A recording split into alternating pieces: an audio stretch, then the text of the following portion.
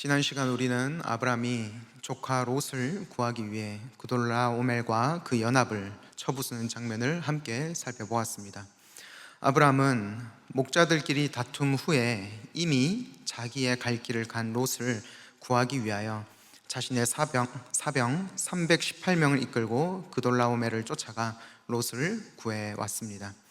이때 함께 구출된 소돔 왕이 아브라함에게 사람은 내게 보내고 물품은 네가 가지라 라고 이야기합니다.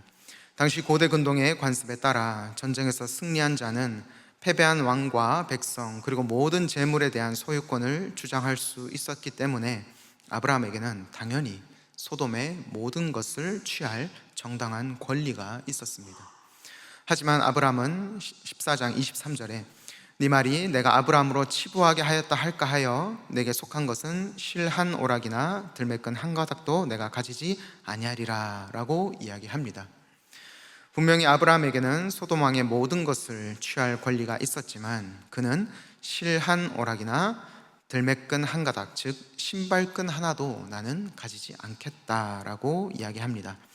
그 이유는 나를 치부하게 하시는 분은, 여기서 치부는 이를 치자에 부유할 부자로 부유함에 이르게 한다라는 의미라는 것을 지난 시간 함께 살펴보았습니다. 나를 부유하게 하시는 분은 오직 하나님 한 분뿐이십니다 라는 것을 명확하게 고백하기 위함이었습니다.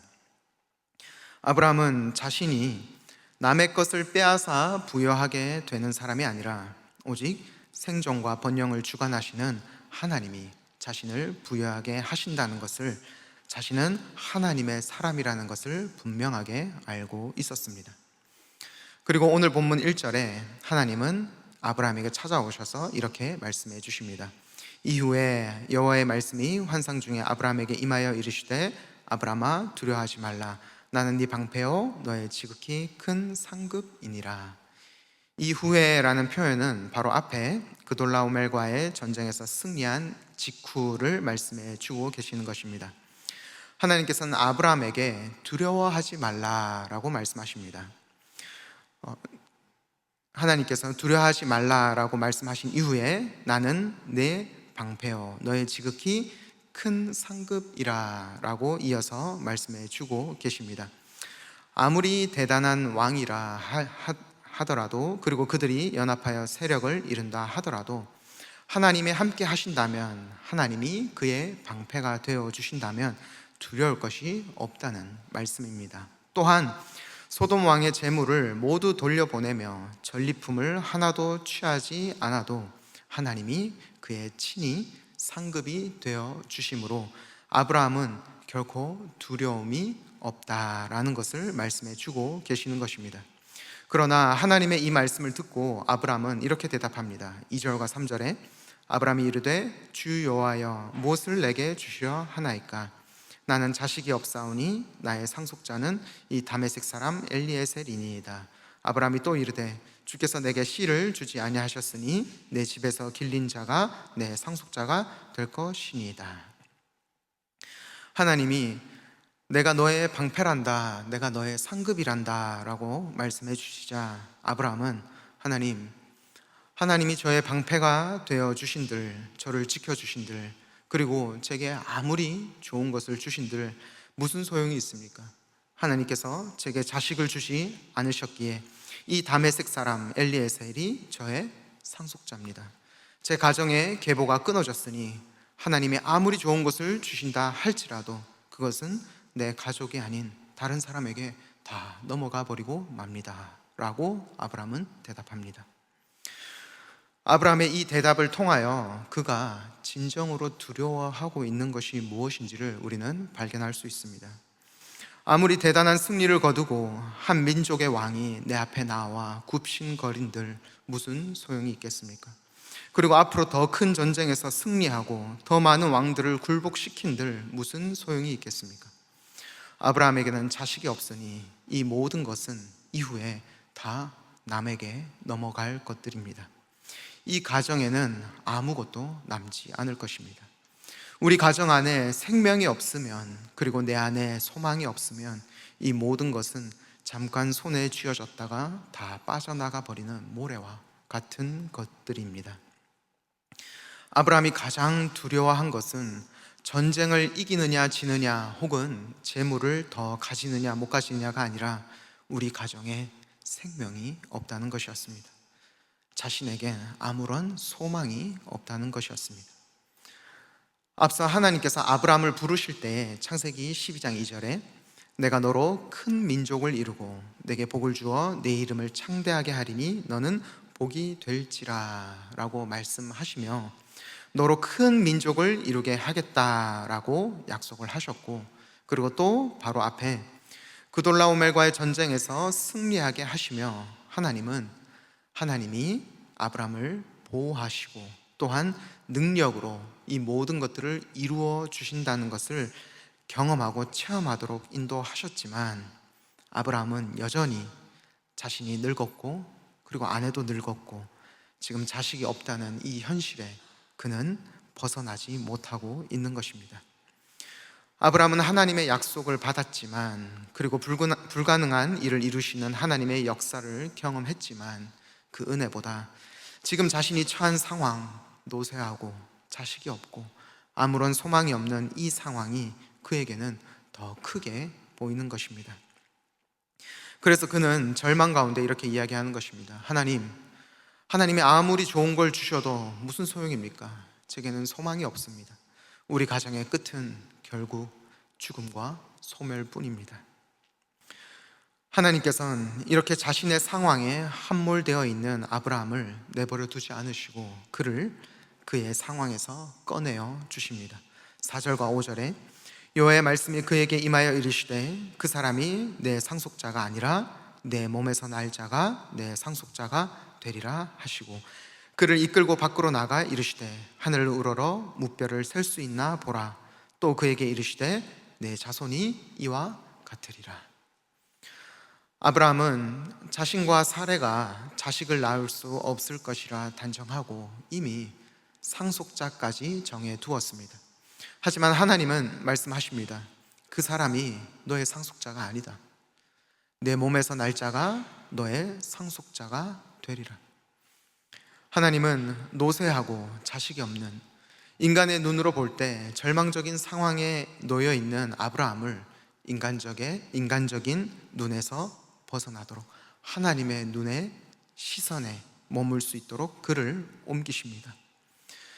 자신의 터널 안에 갇혀 있을 때에는 결코 볼 수 없었던 하늘을 하나님께서는 아브라함을 인도하심으로 별을 보여주시며 말씀하십니다. 하늘을 우러러 무뼈를 셀 수 있나 보라.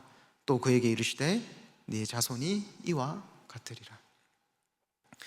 내 상황에 함몰되어 터널에 갇혀 있을 때는 위를 쳐다봐도 그저 어둠밖에 보이지 않습니다. 내 시선으로는 그 어떤 빛도 발견할 수 없습니다.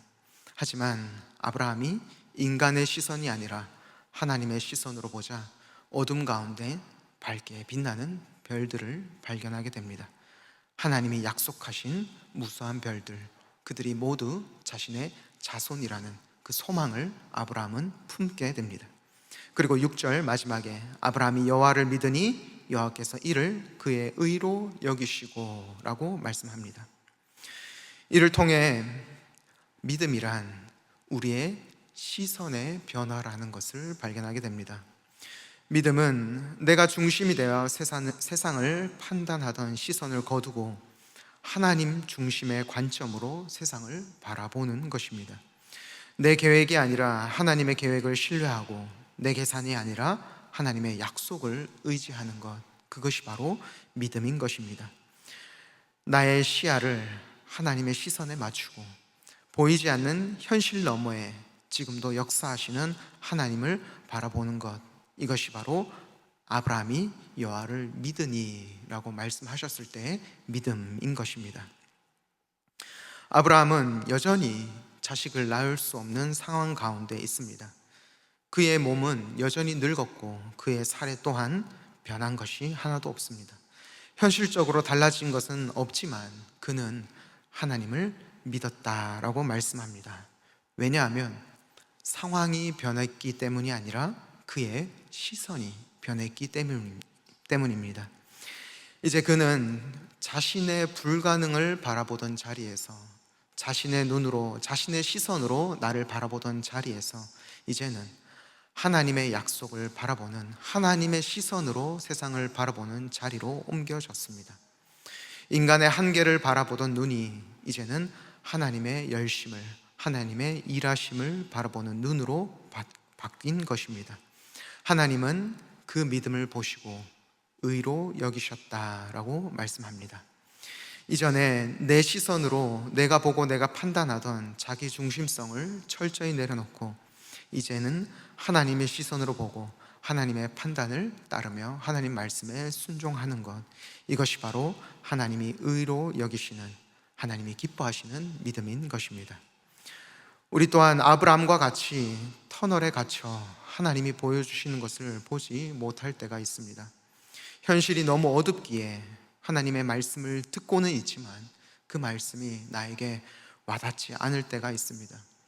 연속적인 실패를 경험하고 가정의 불화나 건강의 문제나 또한 재정적인 어려움을 겪을 때 우리는 좁은 시야에 갇혀 하나님의 약속이 점점 멀게만 느껴질 때가 있습니다. 하나님께서는 여전히 두려워하지 말라, 나는 내 방패요 내 지극히 큰 상급이니라 라고 말씀해 주고 계시지만 하나님이 주신 약속보다 지금의 상황이 더 크게 보이고 하나님의 능력보다 나의 한계가 더 선명하게 느껴질 때가 있습니다.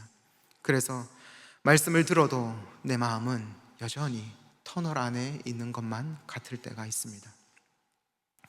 흡사 깊은 터널에 들어간 것과 같이 아무것도 보이지 않고 정상적인 판단이 불가능한 상태를 터널링 효과라고 이야기합니다.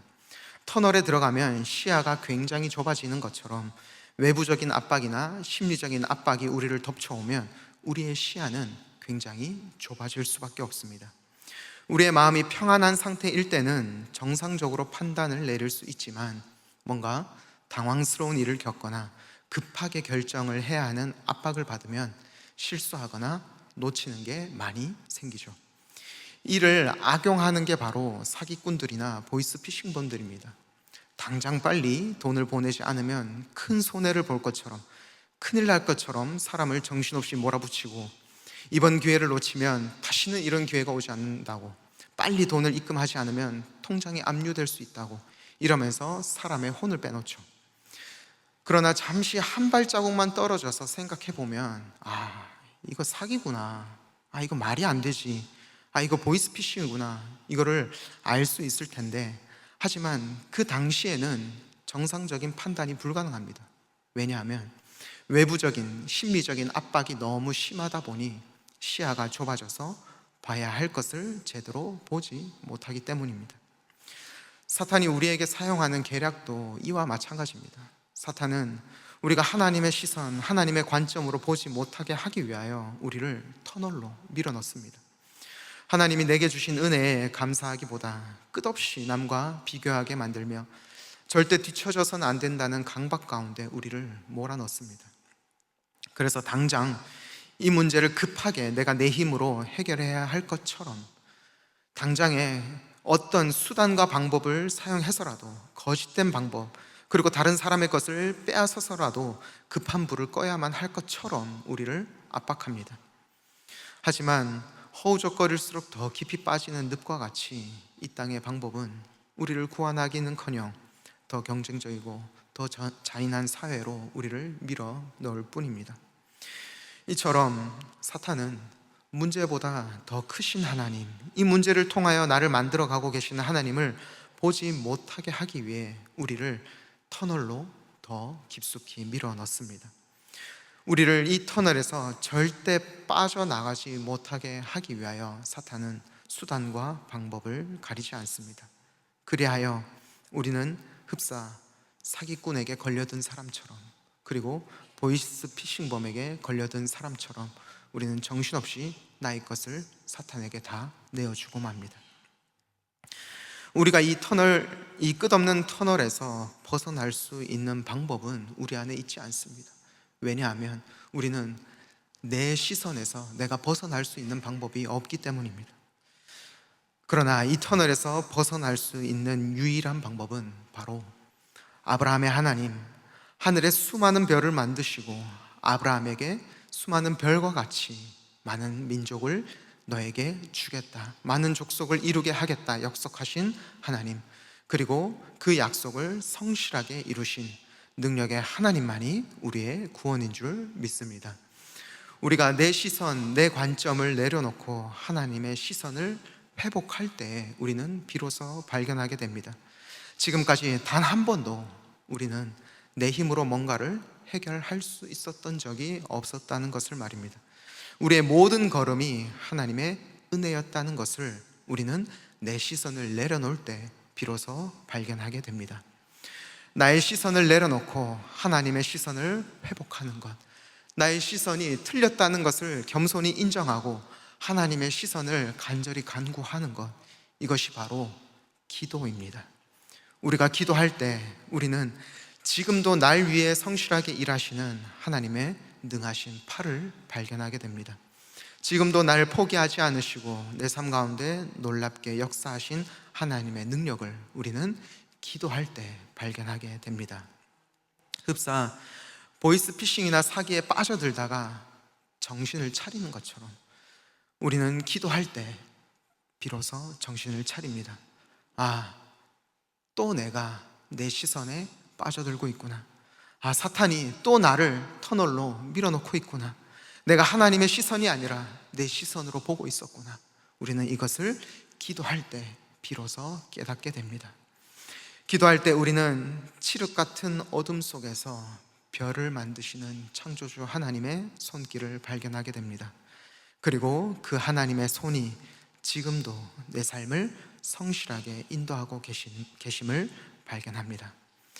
그러므로 우리에게 두려움과 불안이 찾아올 때, 그리고 문제가 점점 더 크게 보이며 그것이 나를 지배하는 것처럼 느껴질 때, 이 터널에서 나를 꺼내실 수 있는 분은 오직 하나님 한 분뿐이심을 믿고 이 문제 가지고 하나님 앞으로 나아가 더욱 기도하는 우리가 되기를 소망합니다. 아브라함을 건지신 하나님, 자신의 상황에 매여서 자기 자신의 상황에서 벗어날 수 없었던 그 인생을 하나님께서는 그를 끌고 나와 하늘의 별을 보여주시며 그에게 비전과 소망을 주십니다. 나를 향한 하나님의 놀라운 계획과 인도하심, 이 상황을 내 힘으로 해결할 수 없으며 이 상황에 점점 빠져들고 있을 때에 나를 건지실 수 있는 분은 오직 하나님 한 분뿐이심을 겸손히 고백하는 우리 오늘의 기도의 시간 되기를 소망합니다. 이 상황에 절망하는 것이 아니라, 이 상황에 계속해서 그 늪을 향하여 더 깊이 빠져드는 것이 아니라, 어두우면 어두울수록 더 찬란하게 빛나는 저 별빛과 같이 이 상황 가운데 더욱 놀랍게 역사하실 하나님을 기대하며 하나님을 향한 소망을 놓지 않는 우리가 되기를 간절히 소망합니다. 이 시간 우리 함께 기도할 때 이 시간이 내 시선을 내려놓고 하나님의 시선을 회복하는 시간이 되기를 소망합니다. 우리 함께 시선 찬양 고백할 때, 주님, 이 터널에 갇혀 하나님을 보지 못하는 나의 시선을 내려놓게 하여 주옵소서. 지금도 나를 위하여 성실하게 일하고 계시는 역사하시는 하나님을 보게 하여 주옵소서. 내 시선이 아니라 하나님의 시선으로 문제를 보고 나를 보고 그 가운데 역사하시는 하나님을 향한 소망을 붙들게 하여 주옵소서. 우리 함께 이 소망으로 고백하며 나아가도록 하겠습니다.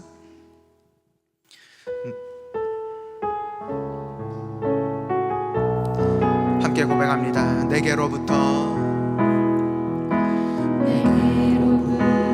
눈을 들어 주를 보기 시작할 때 주의 일을 보겠네.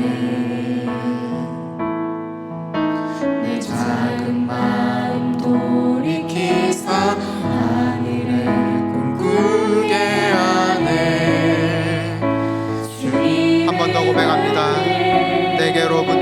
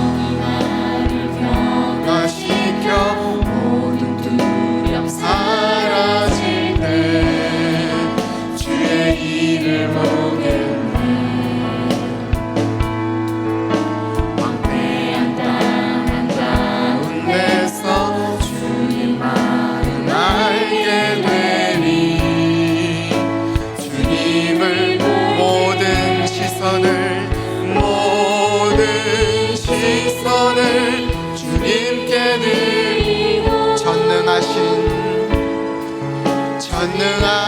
하나님을 느끼 세상은 주의 나라가 되고 하나님이 일하기 모든 시선을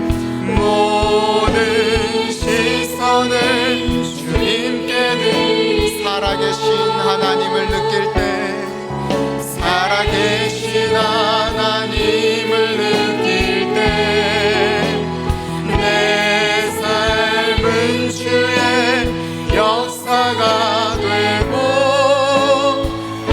하나님이 일하기 우리 마지막으로 모든 시선을 주님께 드리고 전능하신 하나님을 느낄 때 세상은 주의 나라가 되고 하나님이 일하기 시작하네. 이 시간 함께 말씀 붙들고 기도하며 나아가도록 하겠습니다. 이 시간 기도할 때 주님, 우리가 이 땅에 초점 맞추는 것이 아니라 나에게 초점 맞추는 것이 아니라 오직 하나님께 하나님의 시선으로 바라보며 하나님이 뭐라고 말씀하시는지 거기에 초점 맞추는 우리가 될 수 있도록, 그리고 두 번째로 우리가 넘어져도 우리가 아브라함과 같이 자신의 상황과 이 주변 상황으로 인하여서 그 마음이 낙심되더라도 세상을 향해 넘어지는 것이 아니라 이것 가지고 하나님 앞에 나아갈 수 있도록, 우리 넘어질 때도 잘 넘어지도록 하나님 앞으로 나아가 하나님께 넘어지도록 우리 함께 기도하도록 하겠습니다. 그리고 세 번째, 상황에 함몰되는 것이 아니라 우리 창조주 하나님, 별들을 만드시며 그 별들 가운데 소망을 우리에게 심어주시는 하나님, 그 하나님의 역사하심을 기대하며 나에게 소망을 두는 것이 아니라 내가 가지고 있는 이 땅에 무엇인가에 소망을 두는 것이 아니라 오직 하나님께 소망을 두며 나아가는 우리가 될 수 있도록 우리 말씀 붙들며 함께 기도하며 나아가도록 하겠습니다. 함께 기도하겠습니다. 주님, 우리의 초점을 우리가 하나님께 온전히 맞추며 나아가길